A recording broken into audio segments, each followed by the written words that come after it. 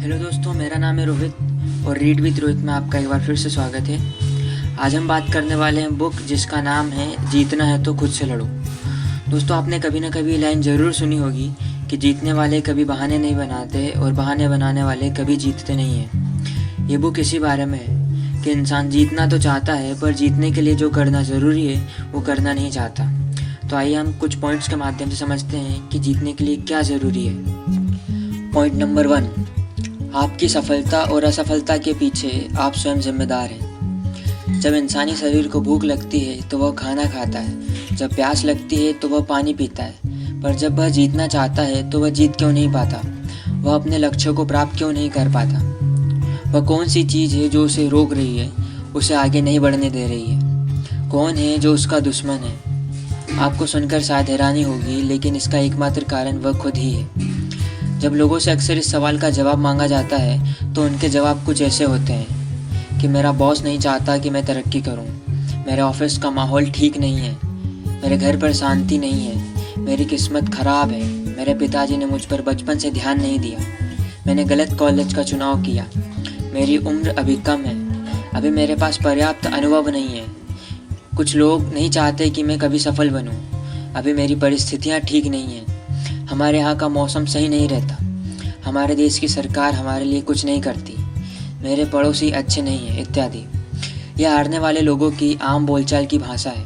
वह अपनी वर्तमान स्थिति के लिए बाहरी कारणों को जिम्मेदार ठहराते हैं। उन्हें लगता है कि सारी दुनिया उनके खिलाफ है, उन्हें हराना चाहती है, तो फिर वह कैसे जीत सकते हैं? ये सब बहाने बनाकर असल में वह अपने मन को सांत्वना देना चाहते हैं। वह अपने मन को यह समझा रहे हैं कि इन सब कारणों की वजह से यह तो होना निश्चित ही था, क्योंकि आपका अंतर्मन हर परिस्थिति के लिए एक कारण जानना चाहता है और आप उसे वह कारण दे रहे हो। और इस तरह से आप अपने अंतर्मन को इस बात के लिए राज़ी कर लेते हो कि इसमें कुछ भी गलत नहीं है। ऐसी कठिन परिस्थितियों में हारना स्वाभाविक था और स्वाभाविक घटनाओं के लिए दुख करने की आवश्यकता नहीं है।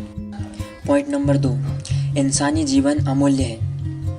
आपने एक बात बचपन में किताबों में ज़रूर पढ़ी होगी कि इंसान एक सामाजिक प्राणी है, मतलब इंसान अकेला नहीं रह सकता। उसकी यह प्रकृति जानवरों से अलग है, लेकिन बस क्या इतना ही फर्क भर रह जाता है इंसानों और जानवरों में? आइए ऐसे समझते हैं। क्या आप जानते हैं इस धरती पर जीवों की 120 से 150 करोड़ विभिन्न प्रजातियां पाई जाती है। उन्हीं में से एक है मानव, जो कि इस संसार की सबसे उच्च कोटि की प्रजाति है।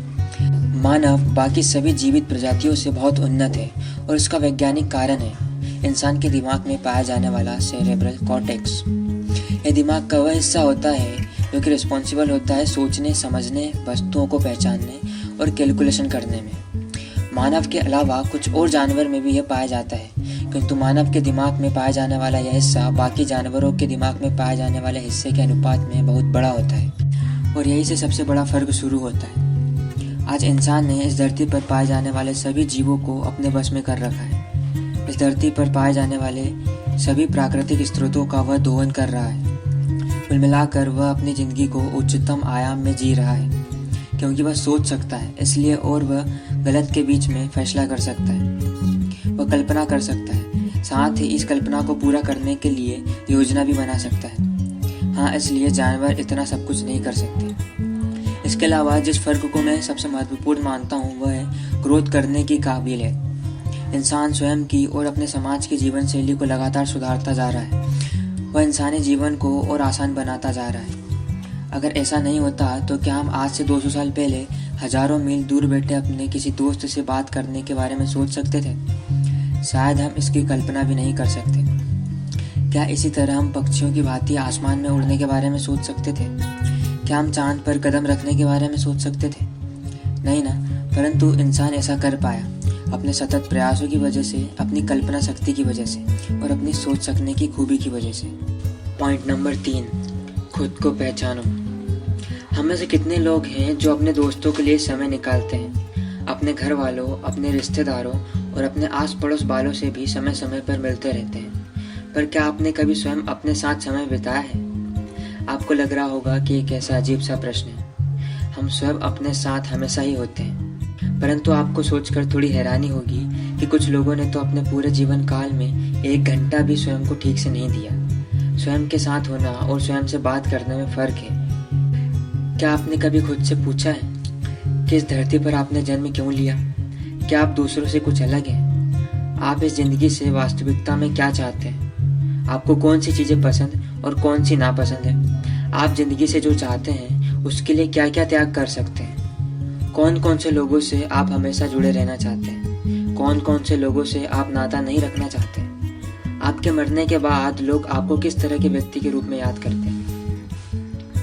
स्वयं की पहचान करने के लिए किसी एकांत स्थान पर बैठें और खुद से प्रश्न करें और पूरी ईमानदारी के साथ इन जवाबों को किसी कॉपी में लिख लें। और हाँ, ध्यान दें कि इन सवालों के जवाब आपने जल्दबाजी में ना लिखे।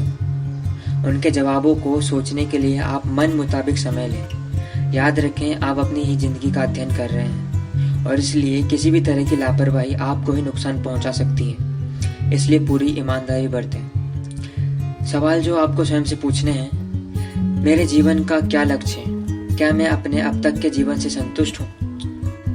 जैसे मैं अब तक जीता आ रहा हूँ, अगर आगे भी इसी तरह जीता रहूँ तो क्या मैं अपने लक्ष्य तक पहुँच सकता हूँ? क्या अब तक किए गए मेरे सभी चुनाव सही थे?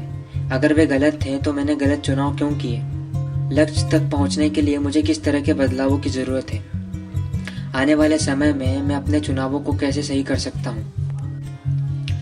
तो दोस्तों, इस वीडियो में इतना ही। अगली वीडियो में इसी बुक के कुछ और टॉपिक्स कवर करेंगे। तब तक के लिए बने रहिए चैनल के साथ।